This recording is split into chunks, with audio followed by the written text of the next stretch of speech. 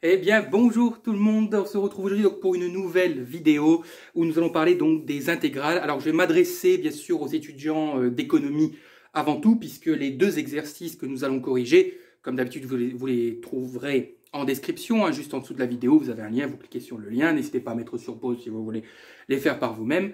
Voilà, donc ça c'est la petite parenthèse. Et donc ce sont des exercices d'un niveau de licence en économie. Okay, donc ce sont deux exercices qui vont nous permettre tout simplement de s'entraîner aux intégrales.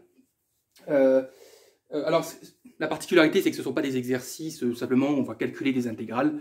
Là, il y a une contextualisation, hein, vous voyez, c'est vraiment en fait des exercices, on pourrait presque dire type examen, hein, pour ceux qui font de l'analyse dans leurs études d'économie.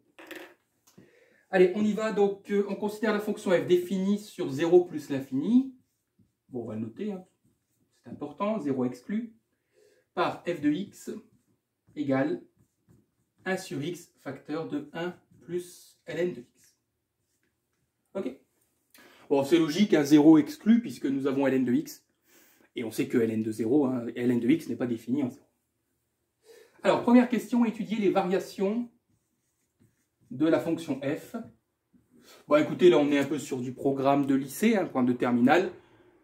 Vous savez que pour étudier les variations d'une fonction, nous déterminons d'abord sa dérivée, nous étudions le signe de sa dérivée et on en déduit les variations de la fonction.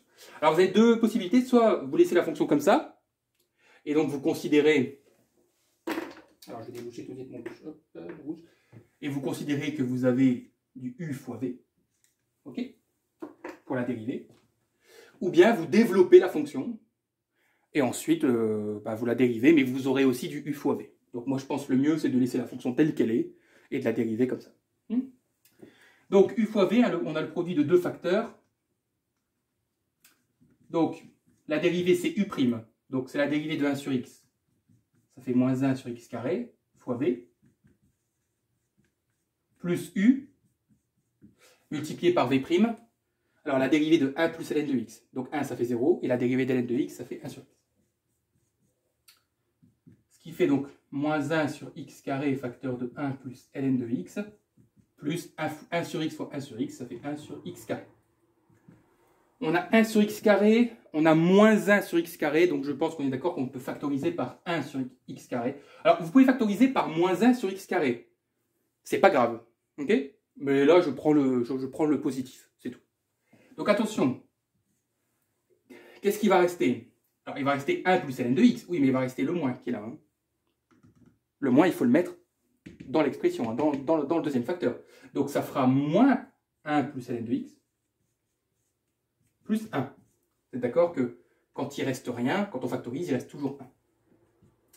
Donc, on a 1 sur x carré, facteur, donc on aura, alors écoutez, là, comme je m'adresse normalement à des étudiants de deuxième année, on aura moins 1 plus 1. Donc, ça part et il restera moins ln de x. Voilà. Mais ça, vous pouvez l'écrire, comme je l'ai dit, vous pouvez dire que ça fait moins 1 sur x carré, bon, je n'ai pas besoin de mettre de parenthèse, ln de x. Bien. Alors écoutez, l'étude du signe est très facile, on est sur 0 plus l'infini. Donc, on est sur 0 plus l'infini.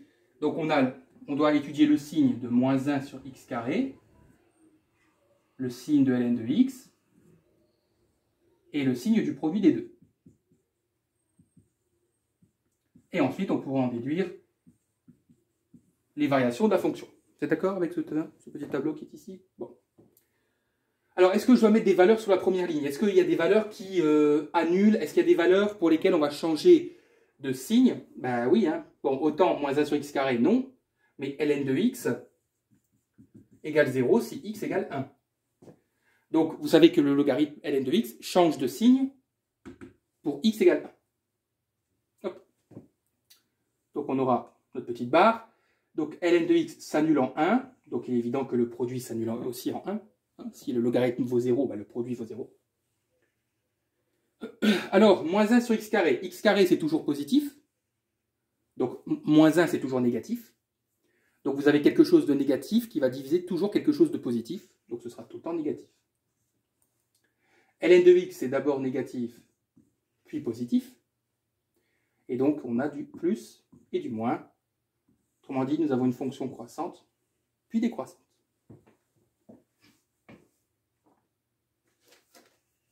Ouais.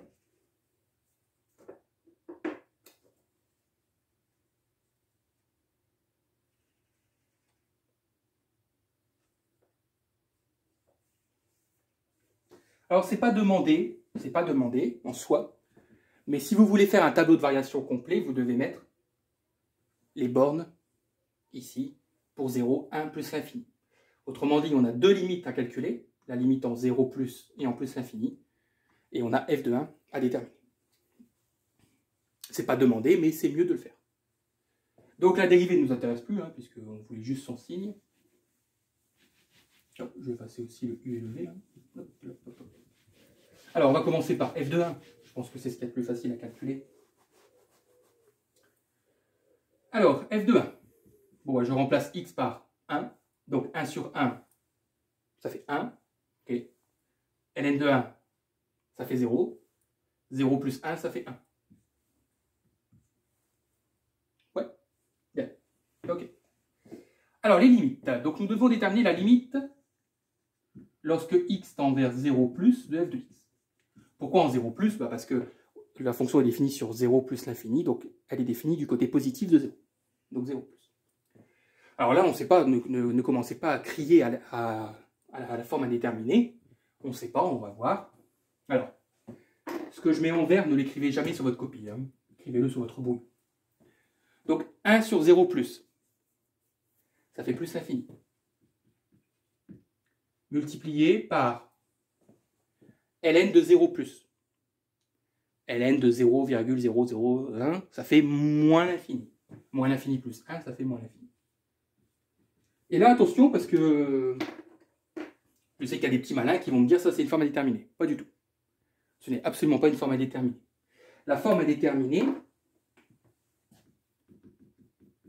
c'est quand vous avez plus l'infini, moins l'infini. Ça, c'est une forme indéterminée. Quand vous avez le positif de l'infini qui se soustrait au négatif, c'est une forme indéterminée. Les deux sont aussi puissants l'un que l'autre. Mais l'infini fois l'infini, ce n'est jamais une forme indéterminée. Pourquoi? Parce que le plus et le moins qui l'emportent, c'est toujours le moins. Donc plus l'infini multiplié par moins l'infini, eh ben, ça fait moins l'infini. Alors on va quand même détailler hein, le calcul. Donc la limite quand x tend vers 0 plus de 1 sur x, ça fait plus l'infini. Et la limite lorsque x tend vers 0 plus de 1 plus ln de x, ça fait moins l'infini. Conclusion, la limite quand x tend vers 0 plus de f de x égale moins l'infini. C'est plus fois moins, ça fait moins, tout simplement.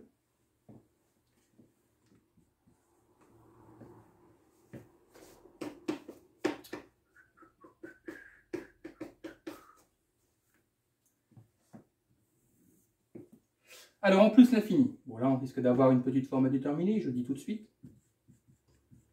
On va vérifier ça. Alors, 1 sur plus l'infini, ça fait 0 plus, multiplié par ln de plus l'infini, ça fait plus l'infini plus 1, ça fait plus l'infini. Ça, oui, c'est une forme indéterminée. Ok? Alors, vous allez me dire, bah oui, mais monsieur, vous avez dit que plus fois moins, ça fait moins. Alors, 0 fois quelque chose, ça fait 0. Non, ça ne marche pas comme ça pour les limites. 0 fois plus l'infini, nous ne savons pas qui gagne dans ce duel. Alors comment on fait? Alors, vous savez, quand on a une forme indéterminée, il y a tout un tas de possibilités. On peut développer, on peut factoriser, on peut utiliser, surtout avec les racines carrées, ce qu'on appelle la quantité conjuguée, on peut utiliser les croissances comparées, surtout quand on a des ln et des exponentielles. Les propriétés des croissances comparées vont nous aident beaucoup en général. D'ailleurs, vous allez voir que c'est ce qu'on va faire. Bon, écoutez, prenons la fonction. Qu'est-ce que vous voulez faire avec ça? Vous pouvez factoriser? Non, c'est déjà factorisé. Vous voulez utiliser une quantité conjuguée? Non, les quantités conjuguées, ça marche très bien pour les racines carrées. Les croissances comparées, bah, pour le moment, on n'en a pas directement. Bon. Bah, écoutez, la seule possibilité, c'est de développer cette fonction. Bon. Donc, si je développe, je peux dire qu'f de x, ça fait 1 sur x, plus 1 sur x ln de x. Soit 1 sur x plus ln de x sur x. Ok, j'ai juste mis le ln au numérateur. Et là, on va pouvoir utiliser la croissance comparée.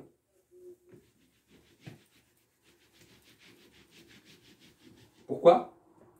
Eh bien, regardez, la limite en plus l'infini. Donc, je décompose. Hein. Je fais en deux temps. Donc, la limite quand x tend vers plus l'infini de 1 sur x. la première partie, là, le premier morceau, ça fait 0 plus. Ok. La limite quand x tend vers plus l'infini de ln de x sur x. Eh bien, ça, c'est une croissance comparée. Donc, c'est-à-dire que vous devez connaître vos propriétés. Mais moi, je vais l'expliquer simplement. Je ne vais pas l'expliquer mathématiquement, scientifiquement.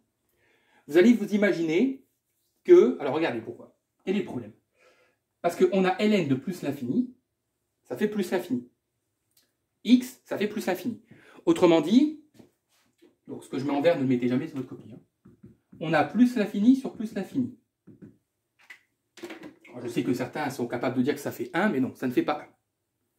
Le problème, c'est quoi? C'est qui va gagner? Est-ce que c'est le logarithme? Est-ce que c'est la progression du logarithme qui va gagner? Ou est-ce que c'est la progression du x qui va gagner? Autrement dit, est-ce que c'est le numérateur ou le dénominateur qui est plus puissant? C'est comme ça que vous devez réfléchir. C'est ça ce qu'on appelle les croissances comparées. C'est juste un combat de boxe. Vous avez un combat entre le ln qui croît au numérateur et le x qui le pousse au dénominateur. Parce que, en fait, x, ici, c'est 1 sur x. Hein. Ok? C'est 1 sur x. Ça veut dire que vous avez, dans le combat de boxe, vous avez le logarithme qui progresse vers plus l'infini. Mais vous avez le x, comme c'est 1 sur x, vous comprenez? En plus l'infini, lui, le 1 sur x, il fait baisser les choses. Oui. Donc, je ne sais pas, moi, sur un petit graphique, vous avez le ln qui fait ça, bon, un petit peu moins même, mais vous avez le 1 sur x qui fait ça. Donc, quand l'un veut aller vers le haut, il se fait attraper par le 1 sur x qui, lui, veut aller vers le bas. Parce qu'en fait, les deux ne vont pas vers l'infini. Hein. Sinon, on dirait que ce n'est pas une forme déterminée, on dirait que ça fait plus l'infini. Non. C'est que vous devez comprendre que comme le x est au dénominateur, lui, il veut faire baisser la valeur du logarithme. C'est 1 sur x. Bon. Et c'est pour ça que je vous dis qui va gagner dans ce combat de boxe. Entre celui qui tend vers le haut et celui qui tend vers le bas. Lequel est le plus puissant? Ça sera toujours le x. Le ln de x, c'est une fonction paresseuse. C'est pour ça qu'elle croît, en fait, elle croît pas aussi vite que je l'ai fait graphiquement. Là, elle est beaucoup plus plate. Hein. Le logarithme, il est plutôt comme ça en fait. Hein. Il est beaucoup plus plat. Donc c'est une fonction qui est paresseuse. Donc le x, le x sera toujours plus fort que le logarithme. Ça veut dire que c'est le dénominateur qui va l'emporter. Ça veut dire que le x va faire descendre les choses beaucoup plus vite que le logarithme ne les fait monter. Donc ça veut dire que ça tendra vers 0. Parce que le x va faire baisser les choses. Le logarithme les fait monter moins vite. Donc en fait, ça tendra vers 0. Et 0 plus 0, eh ben ça fait, oui, la tête à Toto. Et pour nous, ça fait 0.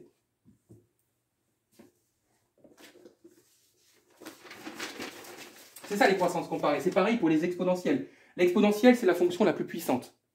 Donc dans un combat de boxe, entre l'exponentielle et x carré, x cube, logarithme, c'est toujours l'exponentielle qui gagnera.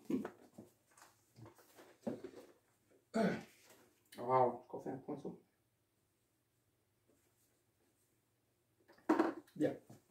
Ça va, vous mettez sur pause. Là, je vais tout effacer. J'ai besoin de place pour la suite. Enfin, pas pour la question 2, vous allez voir, elle est très rapide. C'est la question 3 hein, qui nous intéresse, parce qu'en fait, on n'a toujours pas parlé d'intégrale, je le sais. Mais au moins, ça nous a permis de réviser les croissances comparées, les dérivées, etc. Alors, deuxième question. Déterminer l'abscisse. Donc, déterminer l'abscisse, c'est déterminer la valeur de x. Donc là, j'ai x, là, j'ai f de x. Ok. Donc, on veut déterminer, je commence la question, je prends le début de la question, on va déterminer l'abscisse, petit a. Donc, il y a un petit a qui est ici. Hein. Du point d'intersection de CF, donc de la courbe, avec l'axe des abscisses. Okay. Autrement dit, si je représente ma fonction, hop, la courbe CF coupera l'axe des abscisses en petit a. Et nous voulons la valeur de petit a. C'est ça la question. Hein. Déterminer l'abscisse A du point d'intersection entre la courbe et l'axe des abscisses. Alors, bon ça vous devez le savoir et je sais que vous le savez. Lorsque une courbe coupe l'axe des abscisses, que vaut l'ordonnée? Je répète. Lorsqu'une courbe coupe l'axe des abscisses, que vaut l'ordonnée? Bah, écoutez, pour ici cette intersection, l'ordonnée vaut 0. L'ordonnée est représentée par f de x. Et bien, vous devez tout simplement résoudre f de x égale 0. Donc on y va, ne développez pas, laissez la forme factorisée surtout. Donc on a 1 sur x, 1 plus ln x égale 0. Vous savez que comme vous êtes en licence 2, qu'un produit de facteurs est nul si au moins l'un des deux est nul. Donc 1 sur x égale 0 ou 1 plus ln de x égale 0. Attention, des étudiants de deuxième année sont capables encore de mettre et ici, c'est pas un et un c'est un ou. Soit le premier est égal à 0, dans ces cas-là le tout fait 0. Soit le deuxième est égal à 0, donc le tout vaut 0. Soit les deux sont égaux à 0, et donc ça fait 0. Alors, est-ce que 1 sur x peut être égal à 0? Non, parce que x ne peut pas être égal à 0. Ok? Donc ça, c'est impossible. Et là, donc on aura ln de x égale moins 1. Et donc on va utiliser l'exponentielle. Ça fait x égale exponentielle de moins 1. Je vous rappelle que pour faire, lorsqu'on a une équation du style ln de x égale quelque chose, pour enlever le ln, vous appliquez des exponentielles. Ok? Donc à gauche, le ln disparaît et vous mettez une exponentielle à droite. Ça aussi, c'est programme de lycée. Et donc voilà, bah, vous avez la valeur de petit a. Exponentielle de moins 1. Et on va enfin passer aux intégrales avec la question 3. Bon, vous devez connaître votre cours, vous devez savoir qu'une intégrale, c'est une aire.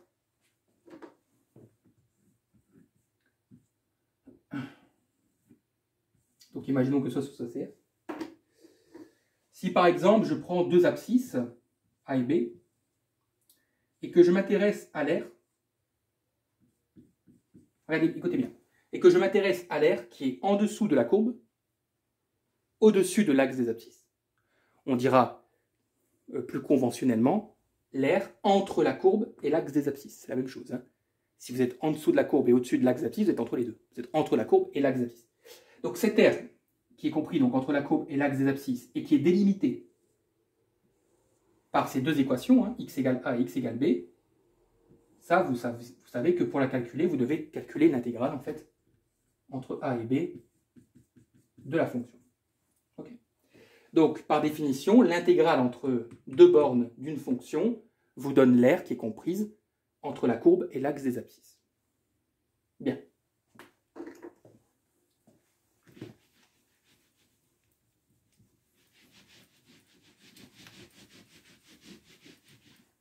Alors, du coup, qu'est-ce qu'on nous dit? On nous dit, on note S1. Alors, écoutez, regardez bien. Hein. Parce que vous savez, en mathématiques, il ne faut pas toujours se poser trop de questions. Hein. Les choses sont plus simples qu'on ne le croit. On note S1 l'aire. Je vous ai dit quoi? Je vous ai dit que l'aire, c'est une intégrale.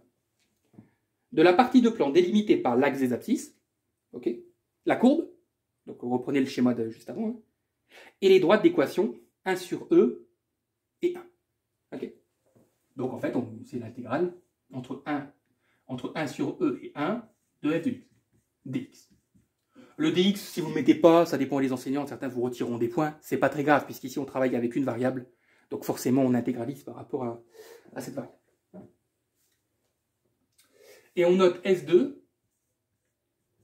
l'aire, donc l'intégrale, de la partie du plan délimitée par l'axe des abscisses, la courbe, et les droites d'équation x égale 1 et x égale m, et on vous précise que m est plus grand que 1. Ça veut dire que m représente ma borne supérieure. Je vous rappelle, hein, là je le dis comme ça, mais si on appelle ça une borne inférieure et une borne supérieure, c'est que la borne supérieure est plus grande que la borne inférieure. Hein. Alors, c'est pas grave hein, si vous mettez m en bas et 1 en haut. Mais là, vous devez connaître les propriétés des intégrales pour ensuite inverser en mettant un signe moins devant. Mais bon, on n'est pas là pour ça. Là, il est clairement dit que m est plus grand que 1, donc voilà comment vous devez l'écrire. De f de x dx, évidemment. Et on vous demande de calculer m pour que les deux aires soient égales. Okay, donc on veut que S1 soit égal à S2. Bon, vous êtes d'accord? On va commencer par calculer S1, non? Puisque S1 ne nous pose pas de problème. Autant S2, oui, parce qu'en fait, on ne connaît pas M. C'est d'ailleurs le but de la question, c'est de trouver M. Mais S1 ne nous pose aucun problème. Voilà, donc je laisserai ça jusqu'à la fin. Alors, la première chose, pour déterminer une intégrale, c'est, eh oui, il nous faut une primitive. Pas de primitive, hein, pas de bras, pas de chocolat, pas de primitive, pas d'intégrale. Donc vous devez déjà calculer la primitive de petit f, c'est-à-dire grand F de x. Alors, écoutez, le mieux là c'est d'utiliser la forme développée, hein, parce que pour trouver la primitive d'un produit de facteurs, bon courage. Donc on va prendre la forme développée, c'est-à-dire... Voilà, ok.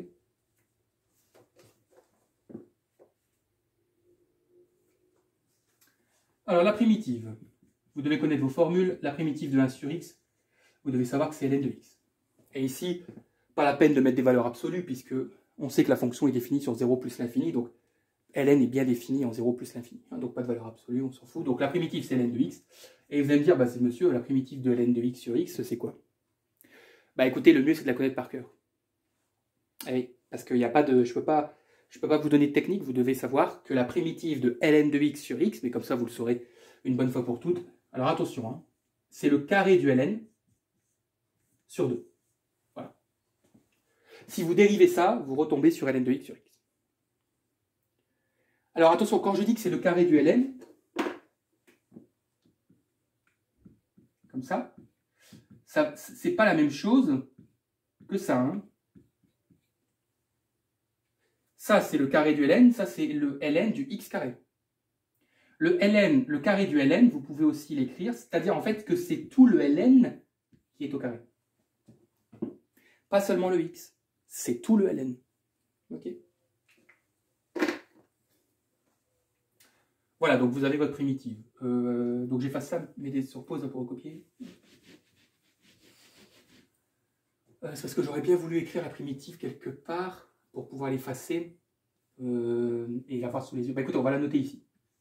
Normalement, ce sera petit, mais hop. Donc c'est ln de x plus le carré du ln sur 2. Voilà. Ok.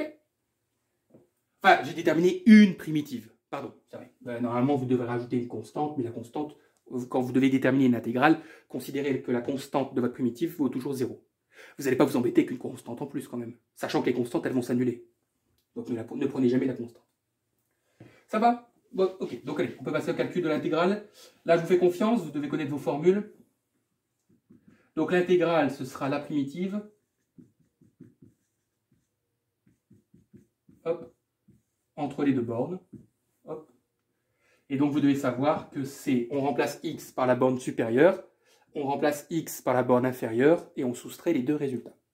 Ouais. Donc je rappelle que grand f de x entre a et b, c'est grand f de b moins grand f de a. Donc je remplace par 1. On y va. Donc on aura ln de 1 plus ln carré de 1 sur 2 moins, et je remplace par 1 sur e. Donc on aura ln de 1 sur e plus ln carré de 1 sur e sur 2. Faut que j'écrive plus petit parce que sinon j'aurais jamais la place de tout faire. Vous allez voir que c'est celle-ci qui va nous embêter. Hein, la deuxième partie, celle-ci est facile. Ln de 1 ça fait 0, ln de 1 au carré ça fait 0. Donc tout ça, ça fait 0. Donc en fait, ça disparaît. Donc il nous reste ça. Alors attention, au moins, je vais le laisser. Hein. Hop, bien apparent. Alors ln de 1 sur e, vous connaissez vos propriétés. Ln de 1 sur b, c'est ln de a moins ln de b.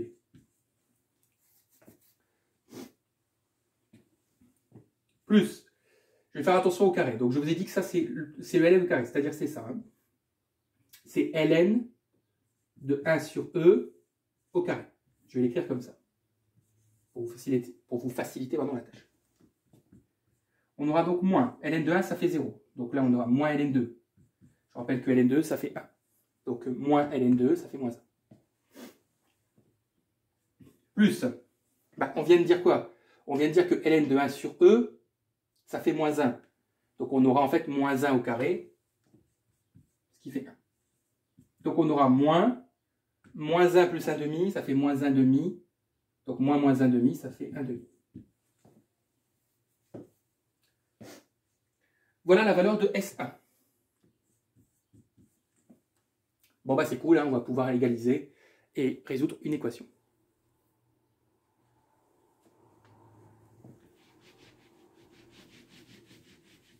Donc ça fait 1 demi, hein. Facile à retenir de tête. Et donc on aura donc 1 demi égale S2. S2, c'est quoi? Bah, c'est la primitive entre 1 et m. Donc, ça fait 1 demi égale, je remplace par m. Donc, on a ln de m plus ln carré de m sur 2, moins, et je remplace par 1. Mais on l'a déjà fait avant. On a dit que si on remplaçait par 1, le tout, ça faisait 0. Donc, on s'en fout, on ne le met pas. Alors, je vais tout faire passer d'un côté. Vous allez voir pourquoi. Je vais faire passer le 1 demi à droite. Donc, il va rester. Suivez bien. Hein. Alors, je vais l'écrire. Non, je vais l'écrire avec le carré. Là. Je vais l'écrire comme ça. Voilà, pour que vous compreniez mieux après ce que je vais faire. Plus ln de m, moins 1 demi, hein, égale 0.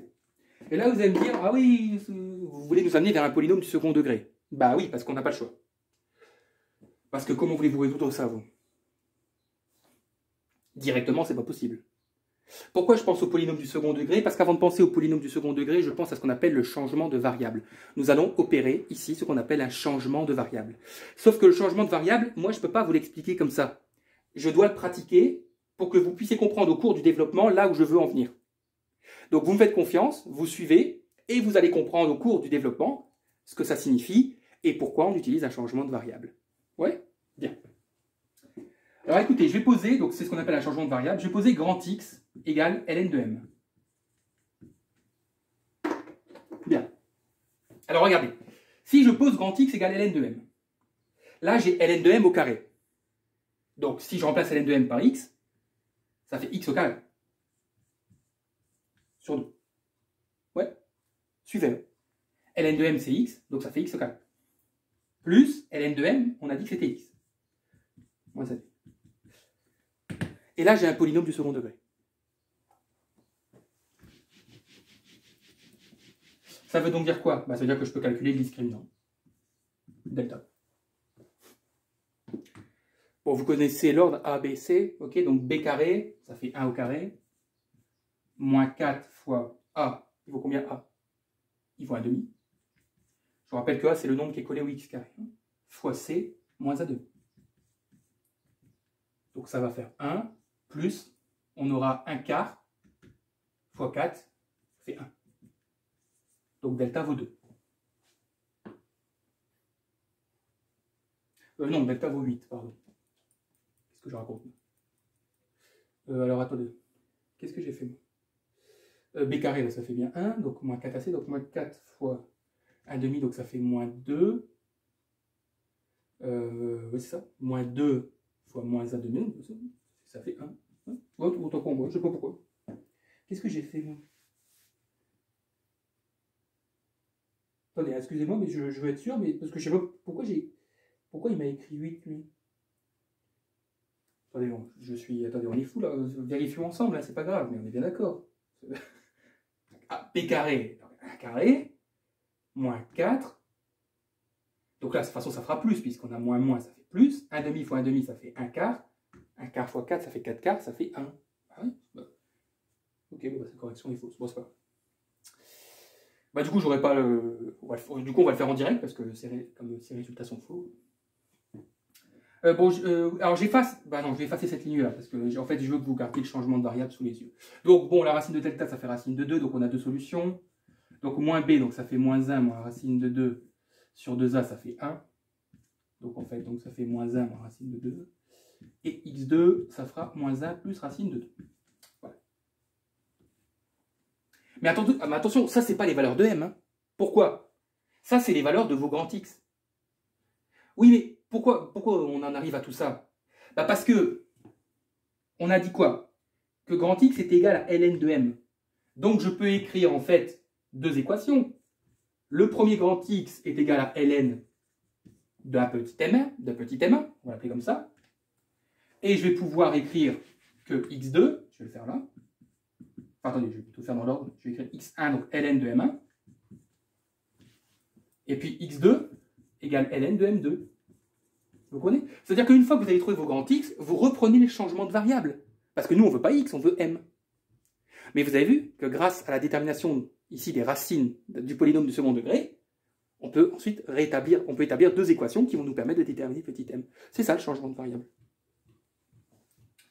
Alors, on a moins 1, moins racine de 2, égale ln de m1.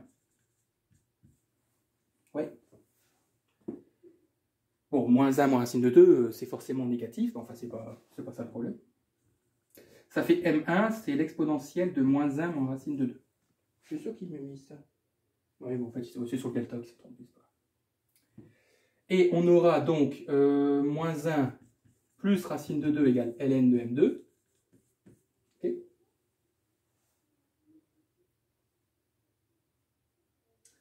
Et donc on aura m2 égale exponentielle de moins 1 plus racine de 2. Ouais, donc c'est bon, ces résultats sont bons, mais je ne sais pas combien entre delta égale 8. Ça va. Alors on choisit lequel? Ah bah oui, parce qu'il faut en choisir un. Parce qu'on veut déterminer la valeur de m. Bah oui, mais vous devez savoir une chose, normalement si vous ne l'avez pas oublié, c'est que m est plus grand que 1. Or, ça, c'est plus petit que 1. Exponentielle de moins 1 moins racine de 2. Donc, bien sûr, bah, vérifiez à la calculatrice que c'est plus grand que 1. Hein. Parce que si ça, c'est aussi plus petit que 1, bah, c'est que vous avez forcément foiré vos résultats. Hein. Donc, vérifiez, mais ça c'est bien plus grand que 1. Voilà, voilà. Ça va? Hein? Bon, soufflez un peu, hein, avant de passer à l'autre exercice. Donc, l'autre exercice, ça va, vous allez voir, c'est pas... Ça va être plus rapide. Et puis, ça va nous permettre de revoir aussi pas mal, vous allez voir, on va revoir le théorème des gendarmes. On va revoir des propriétés de linéarité. Donc, voilà. Donc, mettez sur pause, j'efface tout, et on change d'exercice.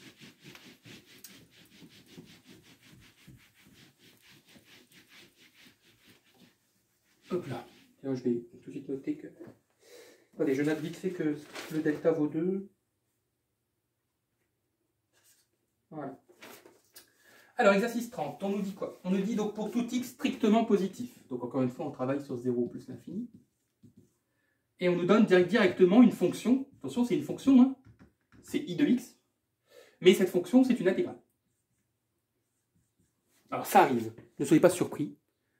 Parce que vous avez l'habitude à ce que les fonctions, bah, je sais pas, soient des polynômes, des ln, des exponentielles.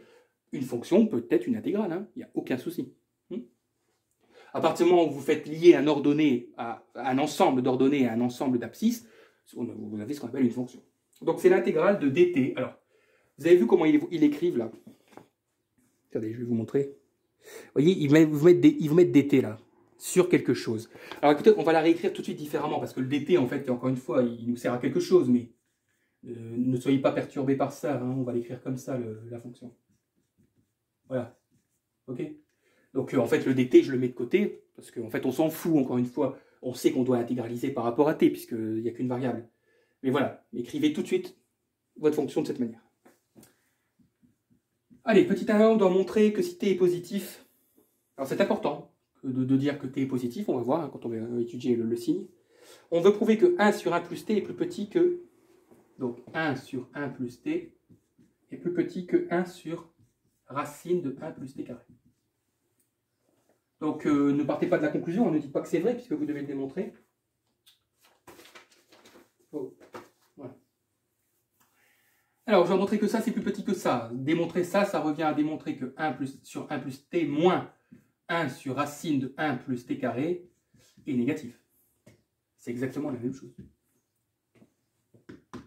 J'ai juste effacé ce qui est à droite, à gauche. Voilà. Eh bien, étudions le signe de ça. Et montrons que c'est négatif. Alors, 1 sur 1 plus t moins 1 sur racine de 1 plus t carré. Bon, on va mettre sur... Ah, écoutez, pour étudier le signe, il faut mettre sur le même dénominateur, sinon on ne va jamais s'en sortir. Hein. Donc là, celle-ci, cette fraction-là, je vais la multiplier par ce dénominateur, et celle-ci, je vais la multiplier par l'autre dénominateur.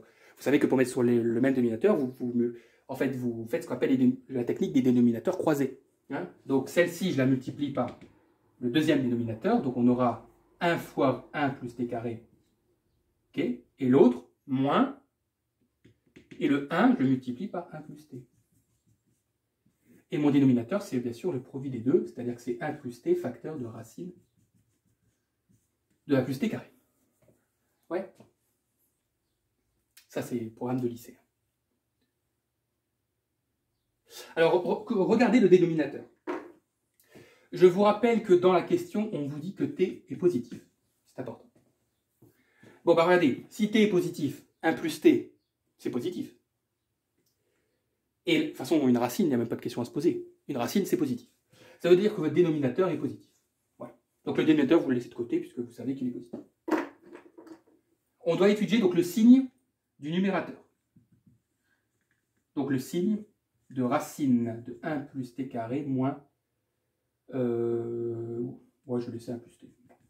J'aurais pu distribuer le moins, mais c'est pas grave. On va le faire. De toute façon, on va devoir le faire. Vous savez que pour étudier le signe, on doit égaliser à 0 l'équation.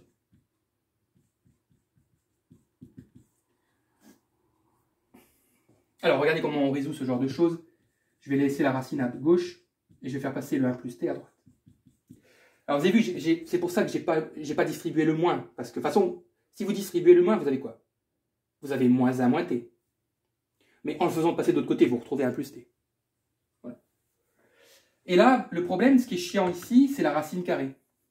Ah oui, la racine carrée m'empêche de déterminer le signe. Donc, comment on va faire? Bah, écoutez, on va mettre au carré des deux côtés. Donc, je vais mettre au carré à gauche, donc la racine va s'annuler. Et je vais mettre au carré à droite. Parce que vous ne pouvez pas étudier le signe si vous avez une racine carrée. Il n'y a rien qui nous permet de... Vous voyez? Donc, vous mettez au carré, comme ça la racine disparaît. Et en fait, vous allez voir que je vais me retrouver avec un polynôme du second degré. Je vous rappelle que nous devons montrer que c'est négatif. Hein. On a dit que le dénominateur était positif. C'est-à-dire que le dénominateur ne nous intéresse plus. Parce que quand quelque chose est positif, il n'influe pas sur le signe final. Okay? Donc, tout dépend du signe du numérateur. Lui, par contre, il faut qu'il soit négatif. Parce que si j'ai plus sur plus, je n'aurai jamais moins. Ouais.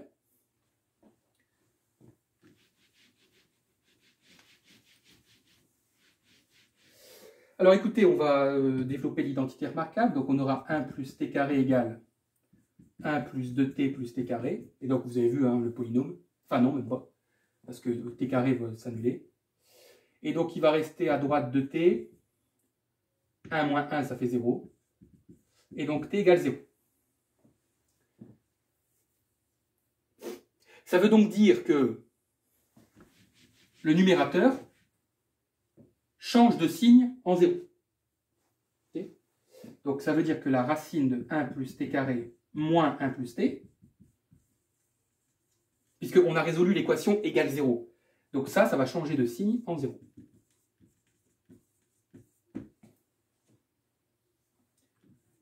Mais nous, ça tombe bien parce que on sait que t est positif. Donc on travaille sur l'intervalle 0 plus l'infini.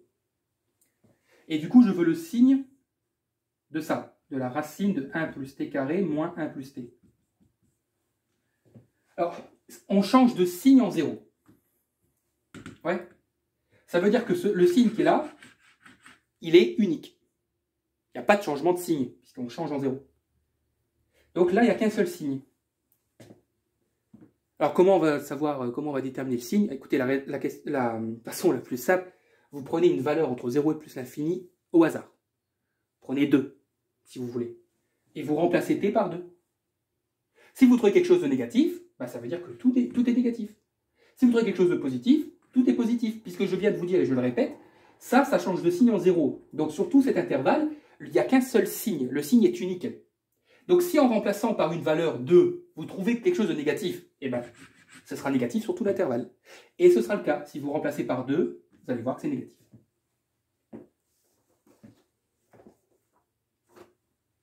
Donc, bah, c'est bon, hein, on vient de répondre à la question, puisqu'on aura du moins sur du plus. Donc, tout ça sera négatif. Donc, comme tout ça est négatif, on vient de répondre à la question.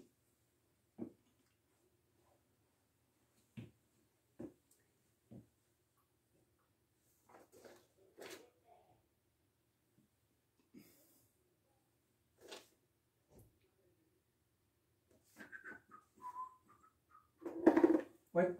Alors la question B, c'est la même chose, mais avec une autre fonction. Enfin, ouais. Donc T est toujours positif hein, dans la question P. Ah bah, cette fois-ci, il est strictement positif d'ailleurs. Ok, donc là, on va corriger la question 1B. Et donc on nous dit que T est strictement positif. Alors on doit montrer que 1 sur racine de 1 plus t carré était plus petit que 1 sur t. Je ne sais pas si vous l'avez vu, mais quand même, dans les deux questions, à chaque fois on vous demande de comparer quoi? En fait, on vous demande de comparer ce qu'il y a dans l'intégrale. Hein. Prenez la première question, là, la petite a. On avait bien ça. Ouais, donc c'est, regardez, 1 sur racine de 1 plus t carré, c'est bien ce qu'il y a dans l'intégrale. Donc ça veut dire que tout ça, il y a forcément un lien avec la fonction i de x hein, qu'on n'a pas encore étudiée. Ben écoutez, c'est la même question, c'est comme précédemment, ça revient à démontrer que ça moins 1 sur t est négatif. Pareil. Et donc rebelote, on va mettre sur le même dénominateur, donc dénominateur croisé, donc 1 fois t ça fait t, moins 1 fois la racine, donc c'est la racine, et dénominateur c'est le produit des deux dénominateurs. Ok? T est strictement positif. Regardez le dénominateur. Donc vous allez avoir t qui est strictement positif, la racine est positive, donc le dénominateur, encore une fois, est positif. Et donc tout va dépendre du numérateur. Donc on va étudier le signe du numérateur.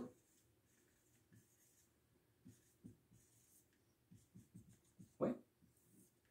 Et donc pour étudier le signe de quelque chose, vous devez d'abord l'égaliser à 0 hein, pour savoir quand il change de signe. Hop. Je vais faire passer la racine de l'autre côté, parce que ne mettez pas au carré. Hein, vous imaginez l'identité remarquable que vous allez avoir. Vous passez la racine tranquillement de l'autre côté. Et là, vous mettez au carré des deux côtés. Autrement dit, vous allez avoir t carré. La racine va s'annuler. Et là, donc, vous allez avoir 0 égale 1. Et oui, ça arrive. Alors là, bien sûr, certains pourraient dire, bah en fait, ça veut dire qu'il n'y a pas de signe. Non, non, ça ne veut pas dire ça du tout. 0 égale 1, c'est une absurdité mathématique. Ça veut juste dire que cette équation n'a pas de solution. C'est-à-dire que t moins racine ne s'annule jamais. Voilà, ça veut dire ça, cette équation n'a pas de solution. Mais ça ne veut pas dire qu'il n'y a pas de signe. Réfléchissez bien. Quelque chose qui n'a pas de solution, ça ne veut pas dire qu'il n'a pas de signe. Donc, comment on va déterminer le signe? Ben, comme précédemment. On sait que t est compris entre 0 et l'infini. Ben, je viens de vous dire que l'équation n'a pas de solution. Ça veut dire que le signe, comme la question précédente, le signe est unique. Il n'y a qu'un seul signe. Quand il n'y a pas de solution, dites-vous, il n'y a pas. Ok, donc mon équation n'a pas de solution, donc ça veut dire qu'il n'y a qu'un seul signe. C'est le même signe. Et bien vous faites comme précédemment. Vous prenez une valeur, entre 0 et plus l'infini, 2, vous remplacez et vous verrez que c'est négatif. Voilà.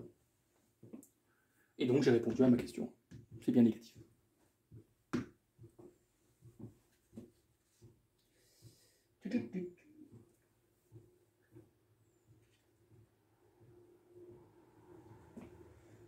Bien. Alors, on nous demande un encadrement dans la question suivante, un encadrement de i de x. Ok, on veut un encadrement de i de x. On veut encadrer ça, cette équation. Enfin, cette fonction, pardon. C'est pas une fonction, c'est une équation. Qu'est-ce qu'on vient de dire dans les deux questions précédentes? Alors, je reprends les deux questions. Hein. On vient de montrer quoi? On vient de montrer que ça, là, 1 sur racine de 1 plus t carré. Alors, on a montré que c'était plus grand. Prenez la question A. On a montré ça dans la question A. Et dans la question B, on a montré ça. Ça, c'est ce qui est dans l'intégrale. Eh bien, vous allez simplement utiliser, alors il y a plusieurs noms, hein, la propriété de linéarité. Okay. Ouais, vous pouvez l'appeler comme ça fait partie de la propriété de la linéarité. Qui consiste à dire quoi? Qui consiste à dire que si quelque chose est compris entre deux choses, eh bien l'intégrale sur le même intervalle respectera cet encadrement. Qu'est-ce que je fais?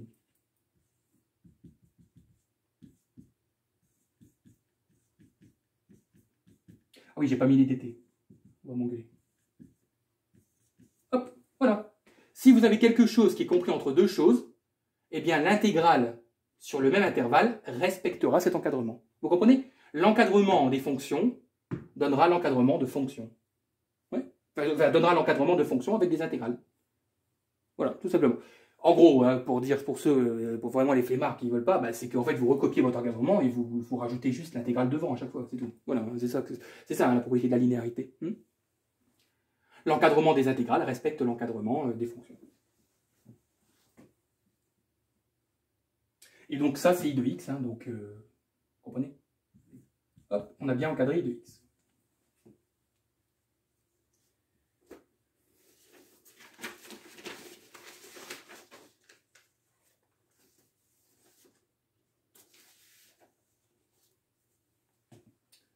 Bien.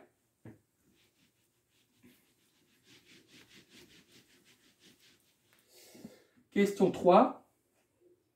Enfin, ou 2b, oui, peu importe. On vous demande la limite de I de x en plus l'infini.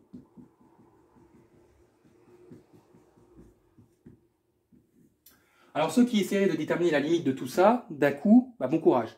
Parce qu'avant de trouver la limite de I de x, il faut déjà la déterminer. C'est-à-dire qu'il vous faut la primitive de ça. Or, pour trouver la primitive de 1 sur racine de 1 plus t carré, bah, c'est pour ça qu'on vous a fait faire un encadrement. On va utiliser en fait ce qu'on appelle le théorème des gendarmes. Allez, je vais reprendre. On a dit quoi? On a dit que I de x était compris entre l'intégrale de x à 2x de 1 sur 1 plus t et entre l'intégrale entre x et 2x de 1 sur t. Si la limite de ça en plus l'infini est égale à la limite de ça en plus l'infini. Écoutez bien. Si la limite de ça en plus l'infini, c'est la même chose que la limite de ça en plus l'infini. Imaginons, je ne sais pas moi, prenez un exemple, imaginons que la limite vaut 2. Voilà, les deux limites, de 1 sur 1 plus t, ça vaut 2. La limite en plus l'infini de l'intégrale de 1 sur t, ça vaut 2. Bah, comme I de x est compris entre les deux, vous l'avez compris, la limite ne peut être égale qu'à 2 aussi.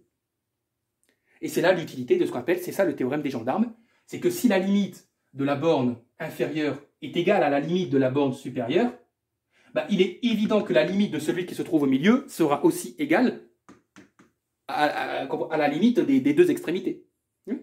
C'est ça le théorème des gendarmes. Donc il nous faut calculer les deux limites et montrer que c'est la même chose.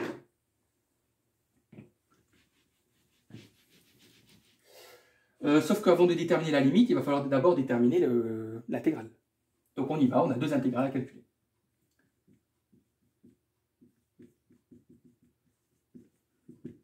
Alors il me faut la primitive de 1 sur 1 plus t. 1 sur 1 plus t, primitive. La primitive de 1 sur 1 plus x, c'est ln de x. Donc bah, la primitive de 1 sur 1 plus t, c'est ln de t.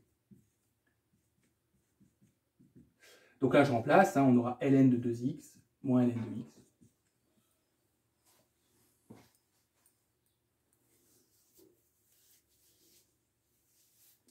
Je vous rappelle que ln de a fois b, c'est ln de a plus ln de b. Donc ça fera ln de 2 plus ln de x, moins ln de x, ce qui fait donc ln de 2.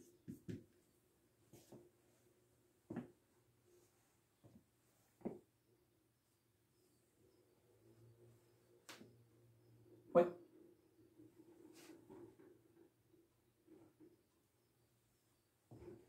Ok, hein. Propriété des ln. ln de a fois b, c'est ln de a plus ln de b. Donc, bah écoutez, la limite, bah, il n'y a même plus de x. Comment voulez-vous calculer la limite quand x tend vers plus l'infini? La limite d'un réel, c'est le réel lui-même. Si vous devez calculer la limite quand x tend vers plus l'infini de 2, ça fait 2. Donc la limite, quand x tend vers plus l'infini de l'intégrale,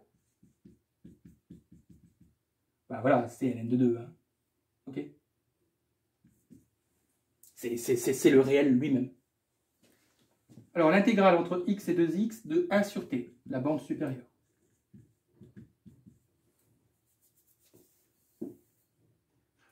Primitive de 1 sur t, ah bah, la primitive de 1 sur x, c'est ln de x. Donc on rebelote. Enfin, vous avez compris. Hein.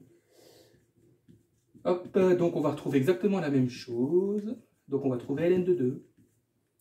Donc la limite quand x tend vers plus l'infini de l'intégrale entre x et 2x de 1 sur t, dt, c'est le réel lui-même, c'est ln de 2.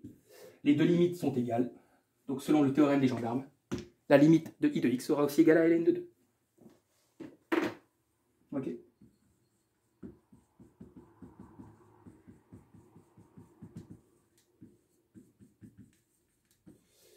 Théorème des gendarmes. Ne me demandez pas pourquoi on appelle ça gendarme. Ça va? Voilà.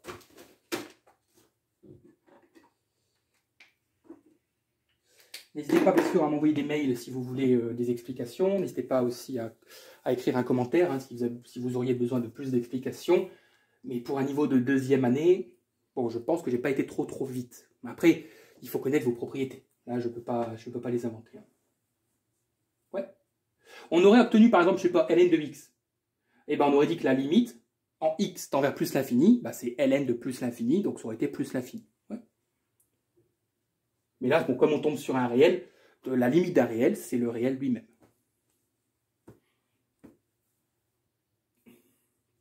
On pourrait même dire que ce sont des asymptotes horizontales. Je vais dire horizontaux, mais non, c'est une asymptote. Ok, bah voilà, n'hésitez pas à mettre un petit like, à vous abonner pour soutenir la chaîne, ça fait toujours plaisir. Et on se retrouve très vite, donc autre vidéo. On va, donc dans les autres, vous allez voir les vidéos qui vont suivre, on va réviser les intégrations par partie. Donc sur 3 intégrales, on va prendre 3 intégrales, mais on va utiliser l'intégration par partie. Vous allez voir que ça va nous prendre énormément de temps, parce que ce n'est pas des intégrales faciles. Et je ferai une vidéo sur la convergence des intégrales. Est-ce qu'une intégrale converge ou est-ce qu'elle diverge, etc. Ok. Voilà, et bien bon courage et à bientôt.